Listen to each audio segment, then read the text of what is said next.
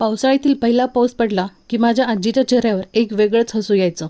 ती म्हणायची, चला आज बाजारात नाही तर शेतामध्ये जाऊया. ती हातात एक छोटी टोपली घ्यायची आणि आम्ही सगळे तिच्या मागोमाग शेताकडे चालत निघायचो. ओल्या मातीचा सुगंध, हिरवीगार शेते आणि पाण्याने भरलेले ओढे नाले, मन अगदी प्रसन्न होऊन जायचं. सगळं शेत अगदी हिरवं झालेलं असायचं आणि त्या सगळ्या गवतातून आजी अगदी सहज रानभाज्या ओळखायची. ती नेहमी एक गोष्ट सांगायची, रानात उगवणारी प्रत्येक भाजी खाण्यासाठी नसते, पण जी योग्य असते ती शरीरासाठी अमृतच असते. आज आपण महागडी सुपरफूड्स शोधत फिरतो, पण आपल्या आजी आजोबांनी हेच नैसर्गिक सुपरफूड वर्षानुवर्ष आपल्या ताटात वाढलं होतं. तांदूळासारख्या साध्या रानभाज्या ज्यामध्ये चव पण असते, पोषणही होतं आणि निसर्गाशी एक सुंदर नातंही होतं.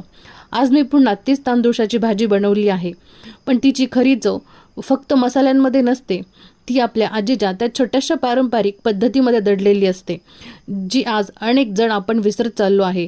ती पद्धत नेमकी कोणती आणि ही भाजी अगदी आजीच्या हातासारखी खमंग कशी बनते, हे सगळं मी माझ्या लॉंग व्हिडिओमध्ये सविस्तर दाखवलं आहे.